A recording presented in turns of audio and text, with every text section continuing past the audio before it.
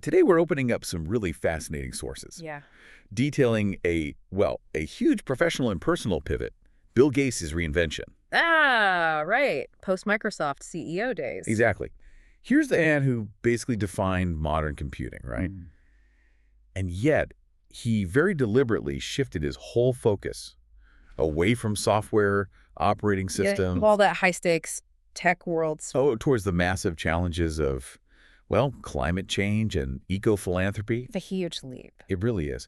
And the big question for this deep dive, our mission really, is to try and figure out the precise trigger for a shift like that. Yeah, what makes someone operating at that level? Right. What makes you trade the certainty, the familiar world of tech leadership? For something as, well, volatile and ambiguous as global ecological problems.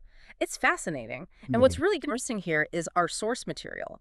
It doesn't give you a standard business analysis. No, instead it uses this powerful narrative approach to kind of distill his thinking, his emotional process. We're zeroing in on the period around 2009. Right. And specifically a story that centers on this isolated escape and reflections he apparently captured in internal notes. Internal notes. Interesting. So the mission really is to dissect that narrative, to understand where the shockwave came from. The moment of change. Exactly. That moment of genuine renewal that turned him from, tech titan Bill Gates Right. into the committed climate advocate we see more of now, focused on real global impact. We need to look past the spreadsheets for a minute. And see when the data became personal.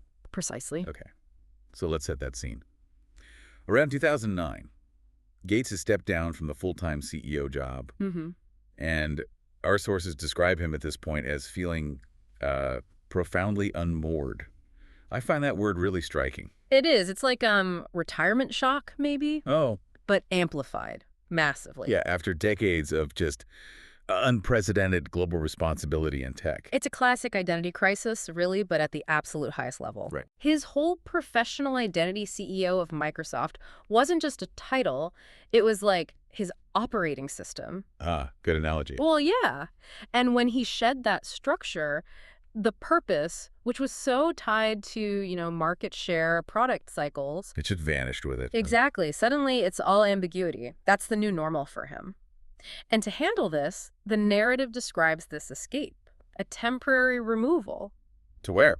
Well, it's presented as a narrative setting, often pictured as a remote Pacific island, a fictional one, mind you. Okay, fictional, but based on something real. Yes, exactly. This links directly to his actual real-life practice of think weeks. Ah, those famous retreats. The very same. Those periods he took off totally isolated just for intensive reading and reflection. So the island, even if fictional in the story, represents that intentional space. That's a great way to put it. It wasn't a casual break. It was deliberate. An environment engineered specifically to maybe dismantle the old framework. And build a new one. He was actively seeking a new perspective. Precisely.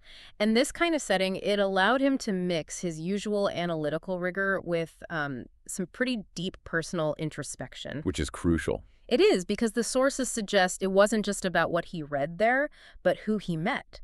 Or, well, who this narrative says he met. Okay, and this is where the real energy for the pivot comes from. Right. Seems like it. The source points to a specific human interaction, something that just focused his attention, shattered the abstract nature of it all. Mm-hmm. Our sources detail this conversation he supposedly has with a local fisherman on this constructed island setting. Yeah. It's presented as this incredibly powerful moment because it completely bypasses the charts, the graphs, all the usual data. Right. And if we try to connect this to the bigger picture, this is the core of the transformation, according to the narrative. Wow, so. Well, the fisherman's story, it directly addressed immediate, personal, climate-driven hardship. Okay. Think about it.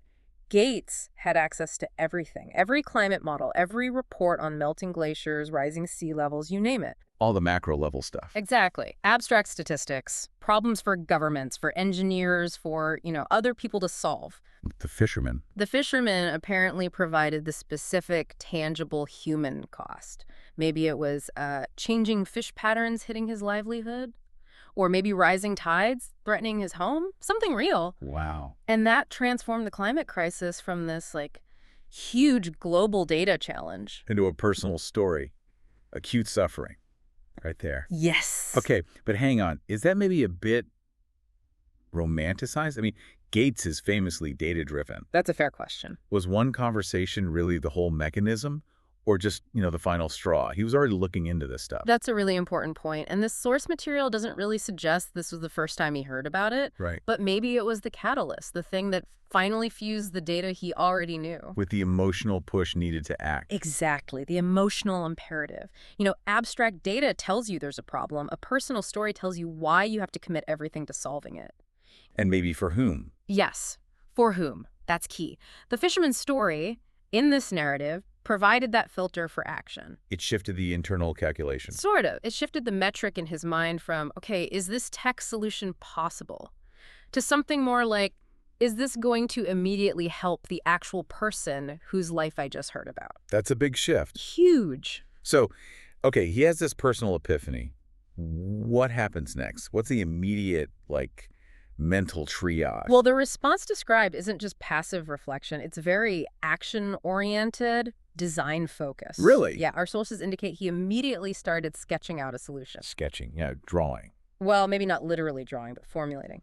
A narrative ecotech initiative Okay. designed specifically for sustainable fishing to help that community he'd just encountered in the story. Wow. So using his core skills. Yeah. Absolutely. Using the tech tools he knew best, but applying them to a problem of, community survival, not commercial dominance. And the creation of the sketch, it's not just a little side story, it functions as the prototype for his whole new identity. How so? The narrative describes him working with the islanders, hypothetically, to test this sketch out. Like a feedback loop. Kind of. It served as a dry run, applying technology specifically for environmental resilience, for community well-being. Instead of just maximizing profit margins. Exactly. The shift is profound. He was essentially applying the same rigorous, iterative problem-solving you see in Microsoft development. Fail fast, iterate, deploy. Uh-huh.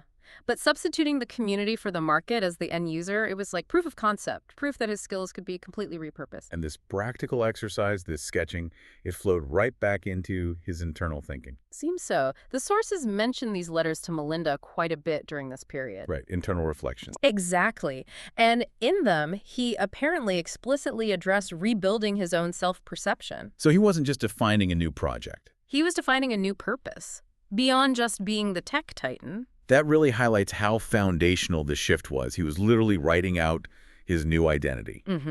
Focusing on global responsibility, metrics like human welfare, ecological stability.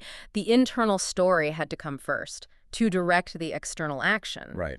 And if you look closely at those reflections, the key change wasn't just what he wanted to focus on, climate, poverty. But how? Yes, how? He apparently moved from optimizing systems for, say, market efficiency to optimizing them for things like carbon avoidance or poverty reduction. The actual metrics of success had radically changed in his mind. Okay, so the sketch was the blueprint. The internal narrative was being written. Right. What did the final building look like? Let's connect this internal pivot to the real world. Right. To the Gates Foundation, its resources, its actions. Yeah, and this transition, this is the most critical part for you, the listener, to grasp. Because the internal shift wasn't just theoretical navel-gazing, it manifested very clearly as a genuine, verifiable shift in the Gates Foundation's actual investment portfolio. Tangible results. Very tangible. The narrative we're discussing ends precisely by showing the launch of a new major foundation eco-program. Directly linked back to this island experience. The narrative draws that direct line. This wasn't just a slow diversification of funds. It was presented as a strategic reallocation. Pouring serious money into what specifically? Into things like global agricultural resilience, sustainable energy technology. That fishing sketch, for instance, you can see how it translates directly into their real-world investments later in sustainable aquaculture. Okay. And supporting smallholder farmers. Recognizing that climate change hits those relying directly on natural resources the hardest. So when we see the foundation investing heavily in, say, breakthrough energy stuff or climate-smart agriculture research, we can trace the philosophical roots, according to this narrative, right back to that fictional island and the fisherman's specific needs. That's the implication, absolutely. The same rigor he applied to software development was redirected. But aiming for maximum societal impact now. Exactly.